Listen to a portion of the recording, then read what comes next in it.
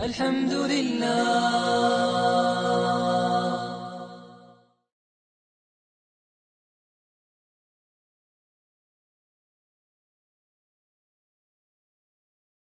Judaism has a long history of depicting God in highly anthropomorphic and corporeal ways. Archaeological evidence indicates that Yahweh/El was often represented in the form of a golden bull. Remnants of this are found in the Bible. For example, in Numbers 24:8, when translated literally, it says, "God who brought Israel out of Egypt has horns like a wild ox." It was also believed that God has a giant penis, which was a sign of his power and virility.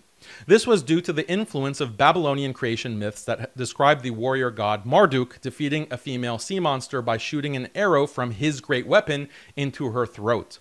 Biblical scholar Francesca Stavrakopoulou claims that this great weapon was considered a phallic symbol by the Babylonians.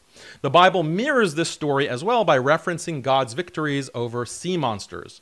And in the Bible, Habakkuk 3:9, the verse translated literally says, "God, you brandish your bow of nakedness. You satisfy the shafts of your bowstring." Later Jewish mysticism, i.e. Kabbalah, builds on the notion that God has a human-like body, including a penis. During the Second Temple period, much of the language about God's body was edited out of the Bible, but some still remains. For example, the current Bible depicts God as a bearded old man. In Daniel 7:9 we read, "As I watched, thrones were set in place, and an ancient one took his throne. His clothing was white as snow, and the hair of his head like pure wool."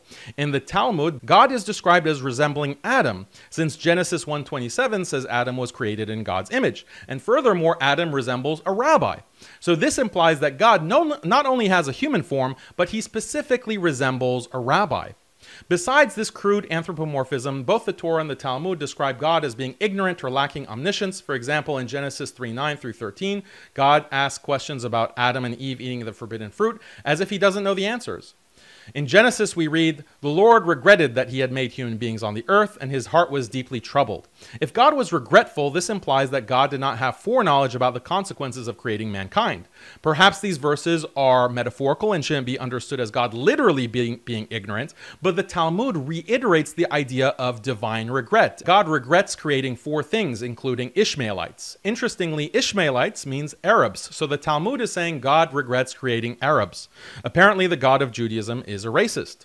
The Hebrew Bible also depicts God as being limited in his power. For example, Genesis 2:2 says that God rested on the seventh day from the work he had done. It's not clear how an omnipotent being requires rest. The Bible also depicts God as getting into conflicts with beings like Jacob and sea monsters. In some cases, God is defeated, like in the case of God wrestling Jacob with Jacob and being defeated by Jacob. And in other cases, God wins, for example, against the sea monsters. If God is omnipotent, how is it that he wrestles and battles with lesser beings, and sometimes he even loses to them?